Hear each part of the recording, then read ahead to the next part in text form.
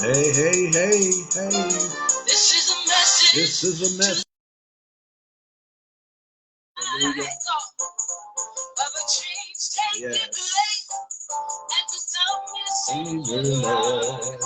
How this is had a hold on them that don't believe. Yes. And when they die, they go down in the Guten Morgen, guten Nachmittag und guten Abend.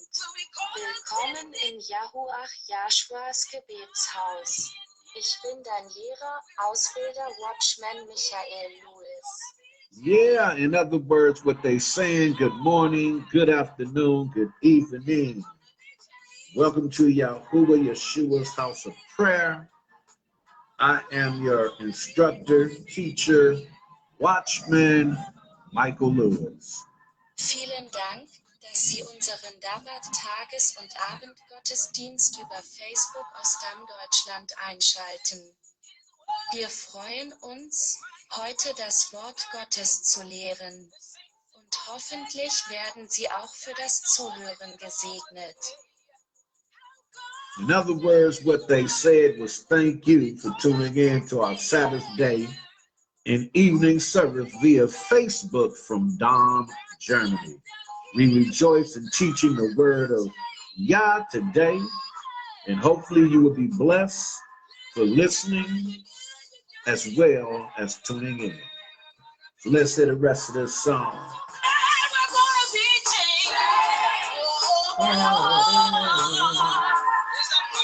Change, yeah. Hallelujah. Yes, he soon is to come. The call is been declared. We're gonna be. Oh, come on now. He swore that we all, not at all, shall rise first, then they that on their feet, then they which remain. Oh, to be with the Lord. Hey, forever we will be there. Oh, we're going to be changed, y'all. In the twinkling of an eye, it's going to happen. We don't know what day, we don't know the hour, nor the time that this is going to take place, but you can bet your bottom dollar it's going to happen. Guess what? Yeshua is soon to come. The call is been declared. We're going to be. Hey. Ooh, yeah. Called up. Y'all know anything about that? The dead in Christ shall rise first. Then we which are alive and remain to meet them in the air. Transformed. I'm gonna be, I'm gonna be caught up. Come on, sing it. Oh, yeah. One of these mornings, and it won't be long, y'all. You're gonna look for me, and I'll be gone. I'm going up the road. Gonna sing it out, y'all. Nobody, no, nobody cares. Come on, cat. Come on, girl. Hit it. Come on, Nick.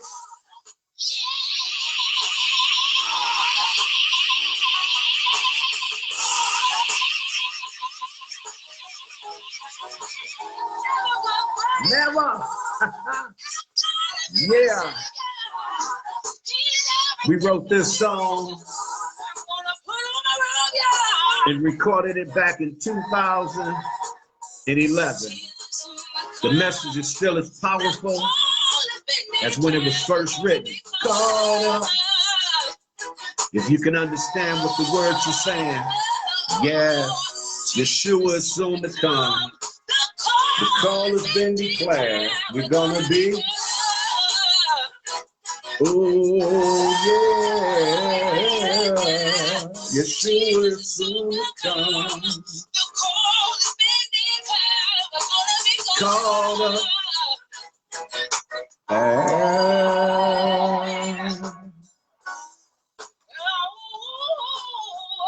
Yes, hallelujah, hallelujah, and hallelujah. We're thankful, grateful for this day. Once again, this is the day that Yah has made. We shall. For you that tuned in a little late this morning, I'm just gonna replay this greeting. Y'all gotta hear it. Guten Morgen, guten Nachmittag und guten Abend. Willkommen in Yahuwah Jaschuas Gebetshaus. Yeah. Ich bin dein Lehrer, Ausbilder, Watchman Michael Levis. Yeah, it said good morning, good afternoon, good evening. Welcome to Yahuwah Yeshua's House of Prayer. I am your teacher, instructor, Watchman Michael Lewis. That's in the German language. And over here, that is somewhat of a barrier because I don't speak fluent German or Dutch, but I do remember a few words, and that has been very, very helpful. Here go one more to add on to that one. Hear it. Vielen Dank, dass Sie unseren Dabbat-Tages- und Abendgottesdienst über Facebook aus Stammdeutschland einschalten. Okay. Wir freuen uns, heute das Wort Gottes zu lehren. Und hoffentlich werden Sie auch für das Zuhören gesegnet. Jawohl. So again, I have friends that live here in Deutschland that do hear this particular broadcast. So I just want to give them a little warm welcome of their own language. You know, this is the Google Translator that I use, and what it says for you, my English hearing and speaking brothers and sisters, thank you for tuning in to our Sabbath day and evening service via Facebook from Dom, Germany. We rejoice in teaching the word of Yah today, and hopefully you will be blessed for listening to. You know, there has been, woo, boy, I don't even know where to begin. I'm so excited about today. First, you know, coming here, I did not know what to expect, you know, not having seen my daughter since she was 2 years old. And there are many that are here that come up to me and ask me, you know, well, what happened? What caused you not to be in your daughter's life for so long? And how did you, you know, find out this was your daughter? And how did you make the connection to come back? Well, in brief, I'll share a little. You know, when I was in the military, I was rambunctious. I left my mama house at 19. She had just gotten over some type of illness that had her down for years. And so me being 19, and yeah, I could smell my own funk, and you know, I was good, I thought, in the hoop game, so that's what I wanted to do. But I found out a lot of my friends, they were going to jail, they was caught up in drugs, and I didn't want to go down that road, so I decided to join the military. And nobody believed me when I told everybody I had joined the Army in November, on November 18th, 1978. None of my friends believed me. So it wasn't until I took them down to Jack London Square at Jack London Lodge, where I'm throwing a party called Going Away. Very few people showed up. Why? Because again, they didn't believe me going to the military. So I joined.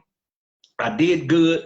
I was great in basic training. Out of all the people there, I was chosen to be the #1 squad leader over all 4 squads. And look, I didn't have no military training whatsoever. And I'm talking about these were some of the brothers that went through ROTC, but for some reason, they saw something in me. And I had no issues, no problems running things accordingly. But then there was one of these, you know, other brothers, another color persuasion that just, you know, wanted to get under my skin. And, you know, he was always running his mouth. And me being the person that I am, I'm trying to handle the problem myself. If I can't solve it, then I'll go to the higher up. So I didn't have no issue with dealing with him. But there was another squad leader that we shared the same room, and he also was another persuasion, another color, and his thing was, you know, he started listening to that dude, and the next thing he's going behind my back because he desired that blue helmet, that helmet of prestige. You know, I was on the first platoon, the first row. You know, I was the head of all 4 of the squads. I was over the whole platoon, not just the first squad. I was leader over the first squad, second squad, third squad, and the 4th squad. I was the platoon leader, and we did real swell until I got injured. I ended up, you know, shooting the hoop, damaging my left ankle, and this is when all of a sudden they're telling me because I got injured, I might not graduate in name but 2 weeks to graduation. Said if I got a cast on, you know, I can't graduate, and all. I'm saying, man, I'm not supposed to go back and start all over from the beginning. These 8 weeks was hell. So no, I'm not supposed to go back and restart all this. So one night when I was getting in the bed, the dude came by and he's throwing all these slangs and slurs at me, and man, I said, MF you, boy. You know, he said, yeah, if you left your mother at home, I wouldn't F her. I'm like, what? What did you say? He said, what did you say? I said, MF, you better watch. Man, if you leave your boy, look here, before he could get the next words out of his mouth, yeah, because he didn't choose them wisely. I was on that helmet, cast and all. I jumped out of that top bunk bed. I slid over there up on that dude, hemmed him into the wall, and began to wax his head and his face, man. So I'm thinking the other squad leader, you know, he's trying to break up the fight, but I observed that no, he wasn't breaking it up. This dude was trying to put me in a hold in a lock where this dude can, you know, throw some punches, and all of a sudden one of the shortest dudes in the platoon, Tony Washington, I'll never forget him. He said, hey man, they back there jumping on Lewis. And you know, that's when all the brothers got up out the bed, and so, you know, they got me for what? Inciting a riot. So I get demoted, no problem, but I cut my cast off so that I could graduate. But that's when I first tasted, you know, racism and prejudice through the military, because my leaders, they knew how outstanding of a job I done. And when I told them, he said, well, you and this guy had problems from day one. I say, but I always handled the problem. I ain't never had to come to y'all to deal with no issue from nobody because of who I was and the way I put it down. But long story short, they demoted me, but I still went on, graduated with no problem. I just lost the helmet, the blue helmet, and went to a regular helmet, which for me wasn't no problem. I didn't join the military to become recognized, no way. So I go to my next unit, and then I go to permanent party. So while at permanent party is where all the problems began. There were some brothers in the unit, white guys, that were, you know, Klansmen, and I knew this, and you know, they was harassing me and whatnot, and so I made a report, and I told it to the AGI. That's the Inspector General of the Army. And now any information that I share with them is supposed to be kept in confidentiality. However, as soon as the last word came out of my mouth to this major who was visiting, you know, the head of the AGI inspection team, this dude ran back, man, and he was a whistleblower. So he told everybody how I, you know, shot their name up under. Again, this is supposed to be held in strictest confidentiality. However, that's not what happened. Them good old boys found out that I had issues and problems with them. Well, they began to make my life a living hell. Now, here lies the problem. I'm dating. I tried to holler at many sisters that was in the military, but you know, them, for whatever reason, them sisters had prices over their head that I ain't willing to pay. You know, it was only a very few of them, so you got a gang of brothers trying to get at them, and each one trying to get at them, bringing this to the table, bringing that. And I'm like, you know what? That was a gang of white girls, and I ain't talking about in the military. I'm talking about walking these streets called Germany. So I said, well, the best interest of mine is to learn this lingo and holler at them. So we went to the park, man, and I'm chilling, and all of a sudden, you know, we drinking and, you know, getting high with the hashies, and all of a sudden this young lady, she walks by, but her hair is curly and it's frizzy. You know, the only one I've seen look like that is a sister back in the United States. Then she was bow-legged. I ain't never in my life at this time seen no bow-legged white woman. And this girl, so I knew from the encounter that I saw, she gotta be black. So I runs up, taps her on the shoulder. She turns around, and to my surprise, she's what? Not only white, she's German. But again, because of how her hair looked, it was the look of a sister with reddish golden brown hair. And it was, you know, it was up there, you know, big curls, you know, they was dropping down to the middle of the back. And then she had the bow leg walk, but you know, her hands were in a pocket, so I couldn't see her hands, and she had pants that went all the way down to her legs, so couldn't see the color of her legs. But I thought she was a sister. So I run and tap her on the shoulder. She turned around and she says in her language, and Sholagenzi, bitte? And I turn and look at her like, what? What you say? I'm like, I'm new here. You know, I've only been here 2 weeks. I don't know the lingo. So I'm like stuck, but I dig this chick, man. I like her. And you know, not to go through the whole story, but end up that me and her began dating. We have a baby together. She's pregnant. And again, because of what's going on with me in the military, part of it is my fault. I wasn't the, you know, the straightest shooter with all the people. I got into my trouble, you know, got caught smoking hashies 2-3 times. So that landed me before the colonel, which gave me a 45-day restriction, 45 days extra duty. So I ended up pulling 6 of them, 45. And if you do your math, that's over 270 days that I am confined, which is almost a whole year, to the military base with what? A military uniform on. But being the dude that I am, I'm sneaking off.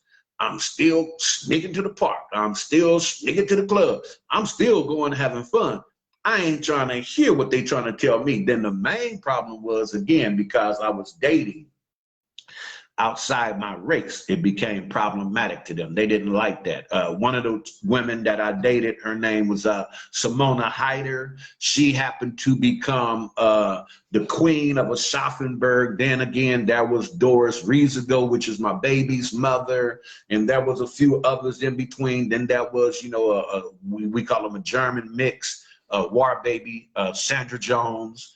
And these were some pretty women. And so the issue became, because of who I was, they didn't like the women in whom I was dating. So again, they, you know, began to plot. I end up going to prison. And while in prison, in America, I'm getting out, and I'm telling my boy Tony to tell Doris that I'm coming back. Some kind of way the messages get crossed up.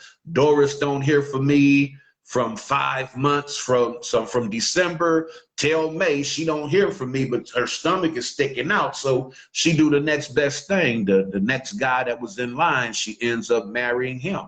Unfortunately, I come back to Germany in May of 1980, and she's married. And so that messes up my thinking of coming back to Germany to handle my business. So long story short, this is why I was separated from my daughter, is because her mom ended up marrying somebody. And while I was over here, I got into all kind of trouble because my plans were to get over here, to marry her, to take care of my daughter.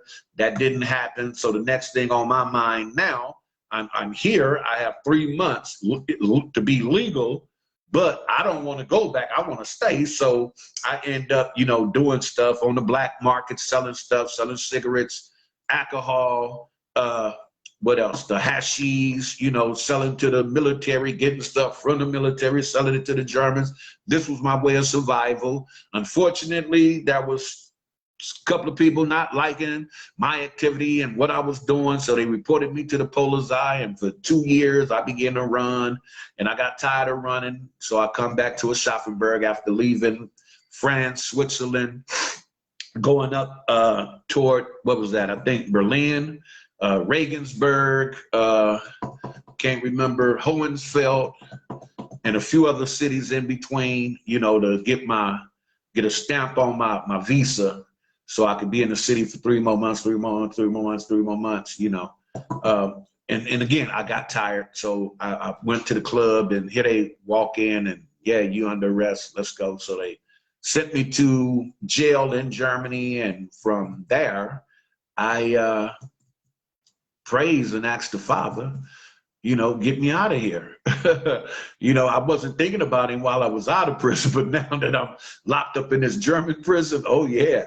You know, again, I tell this story often. That back then, I heard it has changed tremendously, but back then there was no television. There was no real soft bed for you to sleep in. It was cement. The food, you barely ate. You ate a minimum of how many ever ounces it was for that day. The biggest meal you had was lunch, and you took half of that and you saved it and brought that over to dinner to go with that piece of bread and whatever kind of juice you're gonna get that night, whether it's coffee, milk, or some water. You say that and you eat the rest of that in the evening time. And so I'm not liking none of that. So I'm like, hey, Daddy, you got to get me out of here. If you do, I promise I'll serve you till I die. It's no sooner than I make this prayer, all of a sudden, within 2 weeks, a young lady that was married to one of my friends in the military, she found me. She found out where I was located and you know, got my name up on the road to where now they know who I am, because I was just in the prison existing. They lost me in the shuffle, but when she went in there and began inquiring, they began looking. Oh yeah, he's here, but like they forgot. Wow. So what was y'all gonna do with me? I don't know, but she found me. My name comes up. They put me into the system, and within the next month or two, I'm kicked out, sent to New Jersey. And I told them I live in California. They say, our job is just to get you to the United States. And so I called my mom, told her where I was. And long story short, what ends up happening is down through the years, my prayer has been, Father, I pray that my daughter is okay. I pray, in my mind, because the last time I seen her, she was 2. So every prayer that I'm making, even though it's 10 years later, 20 years later, 25, 30, I still see my daughter as 2 years old. That's the only image I have in my mind. I can't see her at 15, 16. I have no vivid image of how to make her bigger. So the only thing I see is her 2 years old. And I'm telling him, I say, I don't know if she's still living. I don't know if her mom living, but if they are, Father, I pray that they're taken care of. I pray that they okay. I pray that everything is going good. And this year, in February, I joined a group called Aschaffenburg Military Group. And it was from this group that I began to ask questions about different parts of the city of Aschaffenburg, Germany, where we were stationed and where I live, and began to inquire about her at that time, dad, his name, they called him Ali. And I began to ask about the Smith family. So I wasn't getting nowhere with those names. So then I throw my daughter's name. I say, well, I'm interested in finding a Nadine Smith. And a young lady say, oh, I know Nadine. She's on Facebook. And I'm like, wow, can you get a hold to her and let her know her dad? Can you imagine this? Ain't talked to her in 38 years at that time. She just turned 39 back in June the 12th. So 38 years, all of a sudden some dude is on Facebook talking about, I'm your dad. Yeah, so you can imagine what's going on in her mind. Who the heaven is you? So she, you know, I guess she prayed about it and consulted the higher powers, the powers that be. And it was all good. She shot me a friend request. We accepted one another's friendship. And from that moment on, it's been golden. I just began to pour and dump, told her, hey, I'm sorry for, coming at you this way, but I am your daddy. My name is Michael Lewis. And that was some things that I done to verify that this was my daughter indeed. As a young child, every time I seen her, I would tell her in German, "Ich heiße Michael Lewis, ich bin deine Vater." And I would say that over and over and over till she started crying. So one day while we talking in March or April, she tells me, she say, one day I must have said your name about 10,000 times. Michael Lewis, Michael Lewis, Michael Lewis, Michael Lewis, Michael Lewis. I must have said your name about 10,000 times. And I was trying to figure out where had I seen your name at. And I told her, I said, you never seen my name. You only heard me tell you my name. I don't know how many times I told you, but that's what I told you when you were 2 years old. My name is Michael Lewis, and I am your father. And so that was something that resonated within her. Then she said, hey, she remembered when she was 30 on I think her birthday or her dad's, that's live here in Germany, she said she remembered him saying one day that he looked at her and said, I don't think I'm your dad. And she said, well, we could take a DNA test. And she said she just dismissed it as babble, him just talking.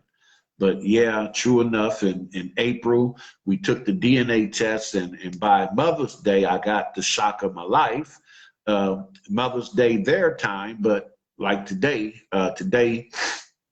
is going into Sunday, and she called me at 11 at night, text me at 11 p.m., which was Saturday for me, Sunday for her at 8 a.m., and said, shot me the information from the DNA test that we took, my heritage.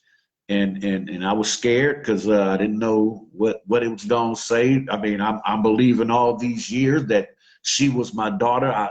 I did become nervous because I listened at something that my two sisters had said, or my sister Sandra and her daughter, being that, you could be O positive and two A negatives, or could produce an O positive, O negative, whatever the case might be.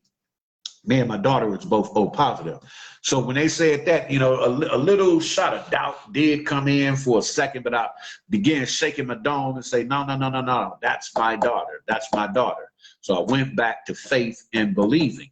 And so even if it wasn't, I'm going to tell y'all what happened. I prayed so hard that he changed the DNA. Let's put it like that. Okay.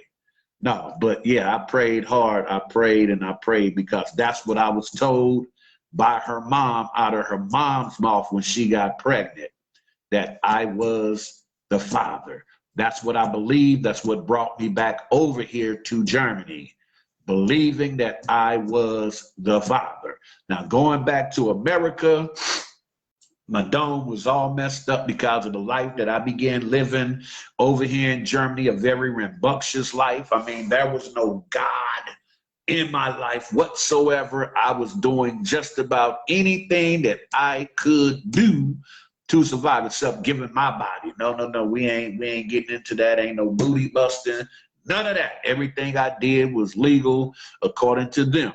Over here, prostitution was legal, so I entered into that just the T90 little bit.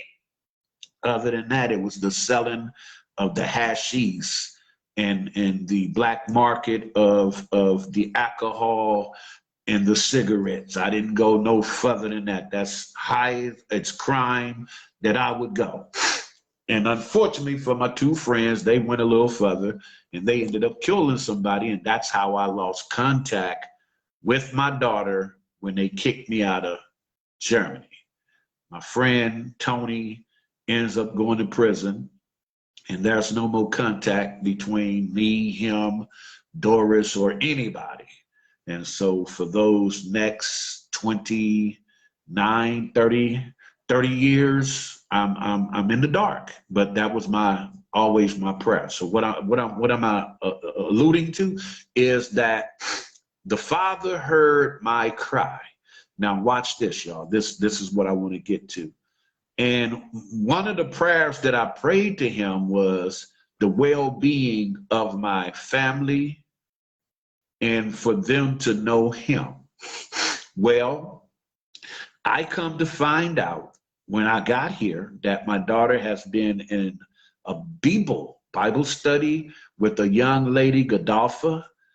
She's Italian mixed, but this girl do know her Bible. We went back and forth just a little bit. I didn't come here to argue with nobody, to change nobody, to make nobody. I just came to present what the Father gave me, taking care of my household. So as I began sharing with my daughter and she began sharing with Godolpha, well, me and Godolpha came together and began to share with my daughter. And now we getting ready to have a big old baptism, y'all. Yeah, my daughter, she wanted to be baptized. My great-granddaughter, what the heck? My daughter, my granddaughter, a couple of her siblings, cousins, they want to be baptized. So we're going to talk about this, I think, tomorrow night or Monday, that we're going to get together and figure out. But I need y'all prayer because they talking about going into the Mainz River. Now, if any of y'all know, I don't like water. One, I don't like water. Two, the water is cold and they're asking me to do the dipping. So, man, I'm going to need y'all prayers for covering. And because, you know, I'm squeamish about anything moving in that water, because I'm running up out of there. I don't play that when it comes to anything, man. We ain't cool. I don't know what I'm stepping on because I can't see. So no, I told him, let's go to the swim bar. I mean, I know the water at the swim bar is cold, but I could tolerate that because I could see in the swim bar real good. So I need y'all prayer. I definitely need y'all prayer. But I was preparing something, but look, I just want to share with y'all real quickly. You know, out of the book of I want to say it's Genesis, but it isn't. It is, I think, out of Leviticus. I have talked about this before, and I shared, and I would have to pull that tape up, but I just for the sake of reading something.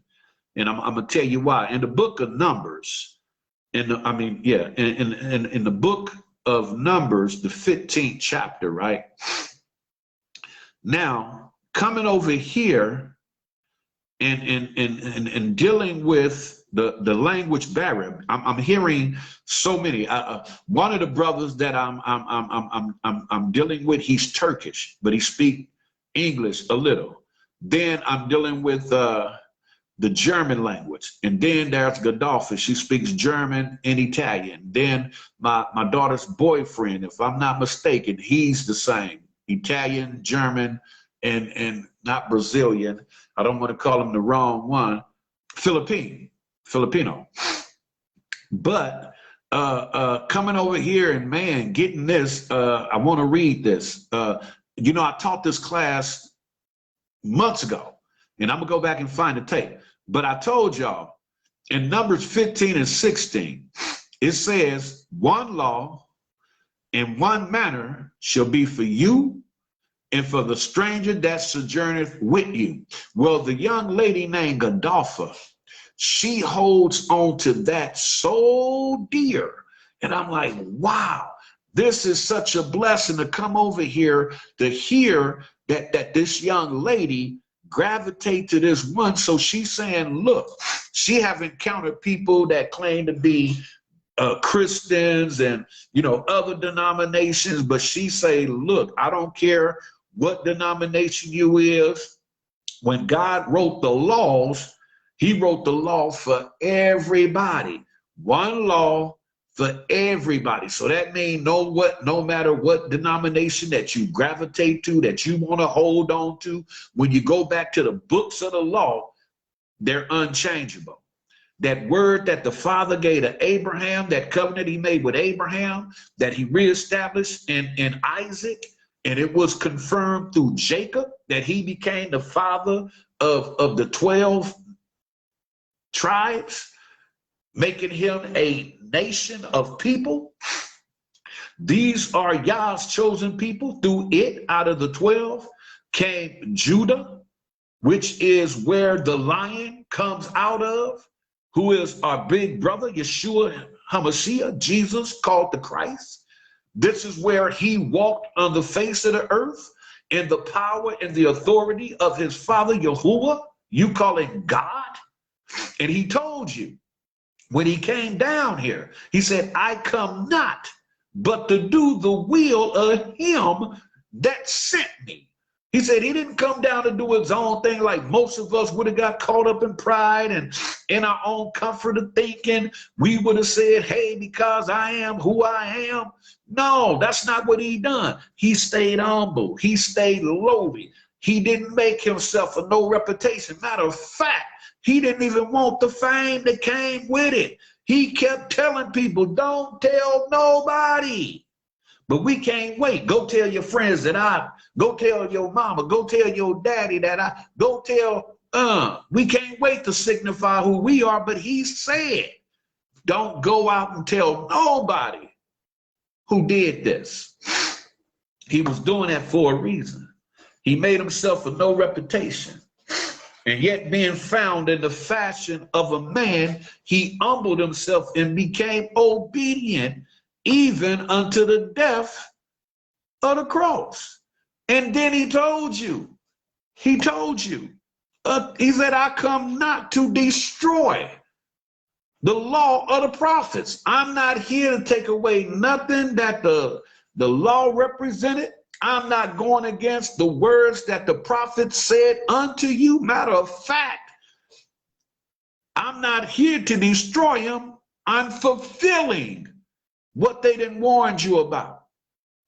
And now being over here in this country, I see things just a little bit different than how we approach this word that is so precious. We become so dogmatic, and you know, I was told this listening to them talk with what I believe and how I understand, but hearing people from a different tongue. He said, I have people of another nation that you don't know nothing about. Now, there are you know, I have some, I don't know, Hebrew brothers that say we the only ones and all that. Miss me with the dumb stuff. Is he that believeth and is baptized. He that believeth and is baptized. Remember, he came to his own. He came to us first. We received him not. So he turned to who? The Gentiles. Those that were without him, without an understanding of him. We knew him and we turned our backs on him. And now I'm looking at the outpouring of other nations, other tongues. His word is cemented by our faith. It is etched in stone, but it's written in our hearts. He said, I no longer will put it on a table of stone. I will write it in the table of your heart. And again, hearing this young lady stick to her guns about one law for all people. And I'm listening at her. You know, that was the Reformation that took place over here in Europe. You know, this is how we got the Bibles in America, because these brothers here in Germany, what's his name? Smith. You had Martin Luther, you had Smith, you had, they got some funny names. I can't pronounce them. They're not funny, but Karl Munster. You had, wow, it's a laundry list of men that haphazard their lives that went against the teaching of the Catholic Church.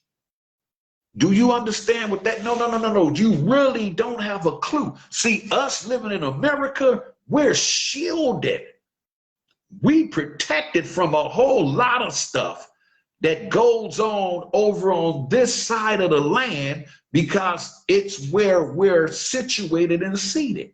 So our thinking is totally different from their thinking.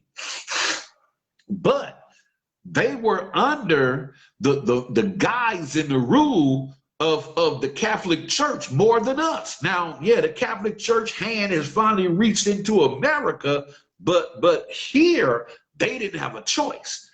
Their Bibles were actually taken away, burnt, and the people were being killed.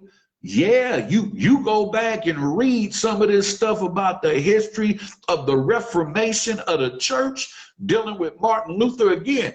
The Lutheran church starts behind Martin Luther, but if Martin Luther was alive, he would have told you, don't start no faith after me.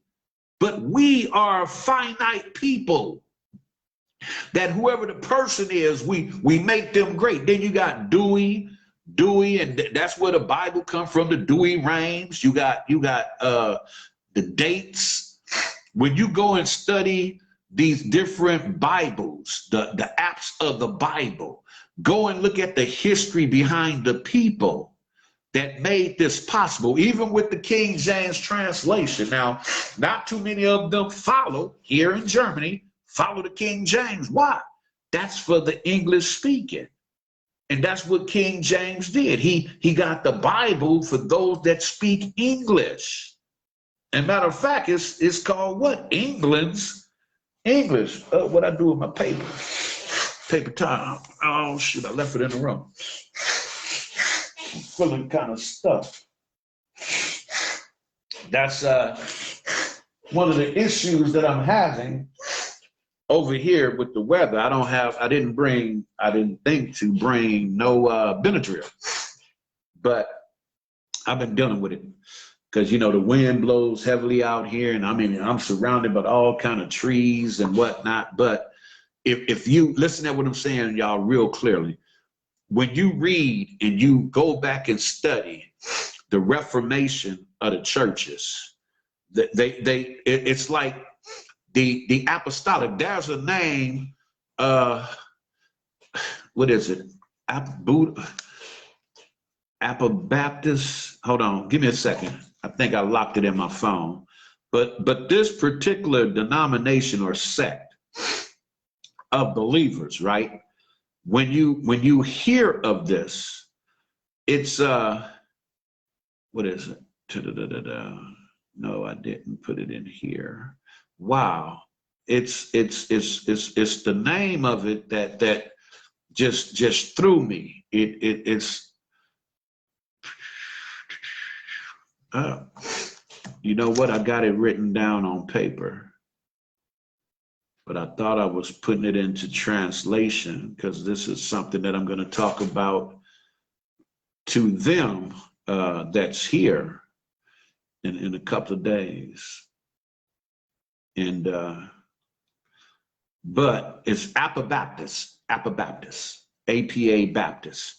Now the Apabaptists are your free thinkers. They were brothers that thought freely, had free range with what they believed, but it was danger for them, being that they were free thinking. In other words, their minds were not controlled by the masses. Whatever the organization that was in charge, what they were saying, they were thinking opposite of what they were saying. So it comes against the teachings of the Catholic Church. So it's not a dynamic. That was some that fought against it in the 8th century, the 7th century, the 8th century, 9th century. Don't get me wrong. They've been fighting it for centuries.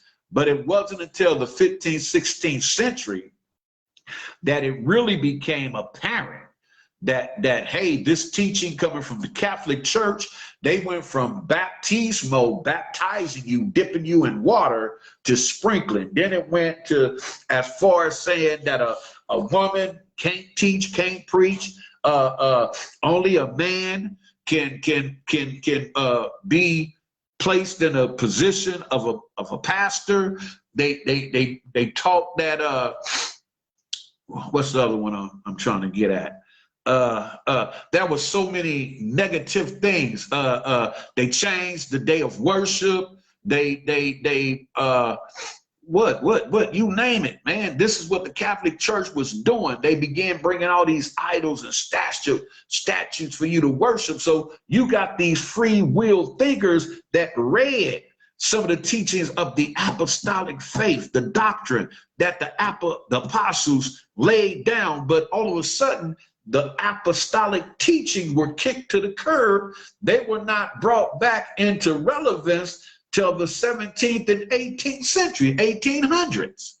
But we know from the beginning when Jesus chose the 12, Yeshua, when he chose the 12, when he chose them 12 cats, and one of them hung themselves, it was 11. They you know, through the sticks or whatever it was they drew, and it fell upon Matthias, and now he's numbered with the 11 to make 12 all over again. And they become apostles. And according to Acts 2:42, let's go there. Let's see what Acts 2:42 says. It's a reason why things were written in the Bible. It's a reason why they fought so hard for these things to remain. Acts 2:42 says, they continued steadfastly in the apostles' doctrine and fellowship, and in breaking of bread and in prayers. They're telling you the doctrine that they held on to was the teachings of Yeshua HaMashiach, Jesus called the Christ. But when the Catholic Church came in, they began to change also the language. They would take their alphabets and change the meaning of the Hebrew, the Latin, the Greek, in the Greek writings. So now when you see a word that's in Hebrew, it has a marking that is changed. This is how you go from the name Yeshua to Jesus. It goes from Yeshua, Jesus, to English, Jesus. The transliteration, this is what the Greek done, the Catholics done to the true teachings of the word. This is why they fought so hard. This is why they was caught and killed. They did not want this teaching to go widespread. They didn't want nobody to hear. And I'm over here in Germany, and man, it looked like everybody here is Catholic. That's their teaching, that's their belief. So when you got a few people that's outside of the Catholic teaching coming together, because that's what we doing. We going just like it was back in the day, house to house, breaking the bread. So this light that is on here in Dom, Germany, look, I'm asking y'all, pray much for my daughter, for her friend Gaddafi, and everybody else that is going to be aligning themselves. See, we so deep on harping about the apostolic doctrine, but man, when you hear in this Reformation, the Apabaptists, the Apabaptists, all it is the teachings of, when you hear the names, the Amish, they threw the Amish in there, the Mennonites, you got the brethren, the whatchamacallit, the upper brethren, the left brother, right brethren, and all it is saying these were the people that was following the strictest adherence of the Bible. So what we call that, it would be the apostolic doctrine. That's really what it was, but the name changed. That's what I keep trying to tell y'all. See, we are so confident living over in America That's why God gonna judge us so harshly, because we there with the truth. We got the truth, and yet we allowed over 300 something different churches to be built over there to talk about all these different denominations when his son told you, I and my Father are one. If he and the Father is one, how in the heaven do we come up with all these denominations, y'all? This is problematic to the Father. One law for all people. So now it's me living here now in Deutschland. Do you think because I'm governed by the laws of America, I could come here and just live any old kind of way? Heck no. I better understand what are the laws that govern me while I live here in Deutschland. I can't get away with no stuff. So he telling you, no matter what country you come from, you governed by the laws of this country. So now think about it. So if you go to another country and you're subject to their laws, like when you get ready to leave here, I just can't pack up a gang of meat, bread, and fruits and go through customs and they're going to allow it. There's a law. You can't do it. If you do, there's a tax that got to be put. Now, fruits and vegetables, you can't take into no country. Now, how they do it, they got their own tariffs for how they do stuff. But if I take anything from here, it got to go through customs and they're going to put a tax on it. And oftentimes that tax is way more higher than what you paid for. So trying to bring something from another country, I advise you, don't do it. Not unless you buy a piece of clothing and it's going to be your clothes. That's it. Anything else, I'm cool with. I'm cool, like Cool Whip. Yeah. Now, again, so here it is. If this country, look at this. Y'all got to hear this. If this country has enough sense to have a law and a rule for its people and all the people that come to visit it, what do you think about the Father? Come on, y'all. You that live in America, it's time to really wake up. If these people over here understand that, why the heaven are we still sleeping on all these denominations again? There's only, let's go read it. Please, let's go read this. I told you, when we live so comfortably in America, we just take for granted the word of Yah. And again, here, they don't trip off this King James. Again, they got the Darby, and that other dude I mentioned, Martin Luther. They got their Bibles. Yeah, now them was some tough characters, man. What I want, Ephesians, sound like my family coming home. Ephesians 4. Yep, that sound like my daughter and her baby. So I'm not going to be too much longer because I know they ready to probably eat and untangle. They just came from the swim by. But Ephesians 4, 4 and 4. Look what it says. There is one body and one spirit, even as you are called in one hope of your calling. I'm in Ephesians, the 4th chapter now, the 5th verse. This is my main verse. There is but one Lord. One faith. One faith, y'all. Ain't but one faith. And again, over here, there are a lot of people that are Catholic. But that ain't the true faith. And this is what they fought against. Martin Luther. You got to go study him. Go read.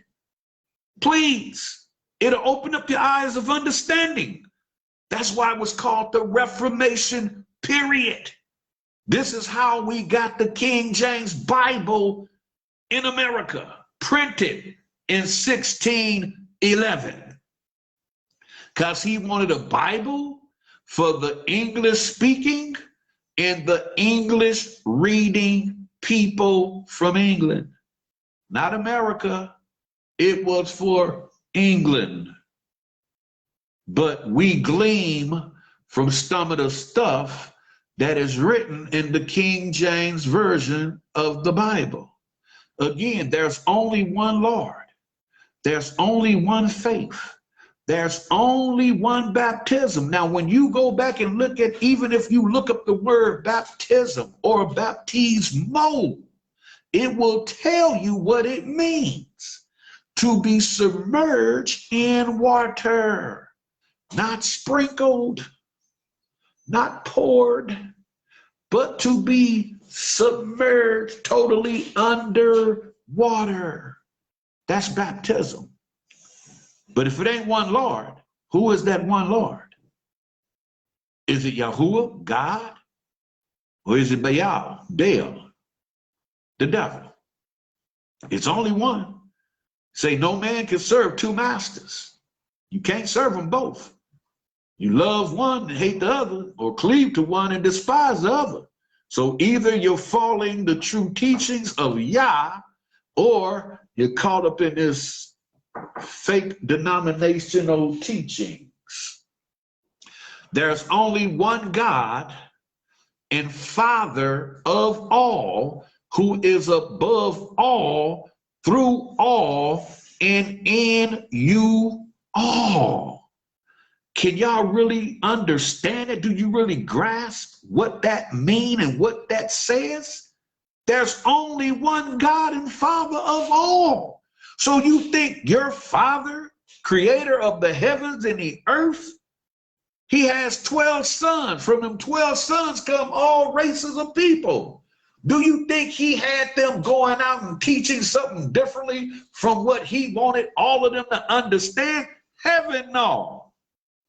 He taught them what he wanted until his son Yeshua HaMashiach comes on the scene. Because why? His other sons became disobedient and started teaching all other kind of stuff, which took us away from him. So Yeshua had to come. And he came in the power and authority of his Father. And he told you so. I come not to do my will, but the will of him that sent me. Look, closing. Go to John 17. I'm not going to read the whole book, but I love this book of John, the 17th chapter, first verse. When you get time, go back and read the whole 17th chapter. It say, these words spake Yeshua, Jesus, and he lifted up his eyes up to heaven and said, Father, the hour is come. Glorify thy Son, that thy Son also may glorify thee, as thou hast given him power over all flesh, that he should give eternal life to as many as thou hast given him. So look, if you gonna be saved, it's because the Father then already chose you for the Son.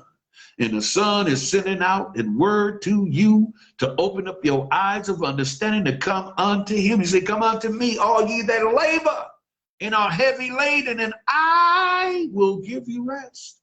3, and this is life eternal, that they might know thee, only true God, and me, Yeshua HaMashiach, Jesus Christ, whom thou hast sent. I have glorified thee on the earth. Listen to what he done. I have glorified thee on the earth. I have finished the work which you gave me to do. And now, O Father, glorify thou me with thine own self, with the glory which I had with thee before the world was. He's saying, Daddy, I'm ready to come back home. I done did what you asked me to go out and do. I done finished it. My work here is finished. I'm ready to come back and get that same glory we had when we created the heavens and the earth. You spoke and I performed it. This is what he asking his daddy. But look, verse 6. Watch what he says. See, a lot of people get lost in translation. He never lifted up his name. Look what he say. I have manifested thy name. That's why he kept telling folks, don't go say I done nothing. It's not about me. It's all about my Father. I'm trying to return the hearts of the people back to Abba, to Father. So he says here in verse 6 real plainly, I have manifested thy name unto the men which thou gavest me out of the world. Thine they were, and thou gavest them me, and they have kept thy word. See, when you preaching and teaching this truth, it's because he has made an agreement with the Father. And the Father has made an agreement with the Son that he's going to give to you the truth of his word. Why? Because you have kept it. Look, verse 7. Now they have known that all these things whatsoever thou hast given me are from thee. For I have given unto them, look what he's saying, I have given unto them the words which thou gavest me. Man, are y'all hearing this? Everything that he was down here walking and talking, he didn't get it from no book. He got it directly from the Father. The Father was telling him what to say, when to say, and how to say it. That's why when he went before Pontius Pilate, the Bible say he opened not his mouth. It wasn't his time to speak then. It was finished. But the time that he did open his mouth, he corrected Pontius Pilate when Pilate said, don't you know I got the power to set you free or to put you to death? He said, you don't have no power except my Father, which is in heaven. Give it to you. Man, can you understand what he's saying right there? You can't touch me, not unless my Father say it's okay. So he's telling you right here as I close, I have given unto them, 8th verse, the words which thou gavest me. They have received them. They have known surely that I came out from thee, and they have believed that thou didst send me. Watch this. I pray for them. I pray not for the world. Listen to what he's saying. I pray for them. I'm not praying for the world, but for them which thou hast given me, for they are thine. And all mine are thine, and thine are mine, and I am glorified in them. And now I am no more in the world, but these are in the world. And I come to thee, Holy Father, keep, watch this, through thine own name, not the name of Yeshua. He says, keep through thy own name those whom thou hast given me, that they may be one as we are one. Look, please, when you get an opportunity, go back and read this 17th chapter of St. John. It'll bless you.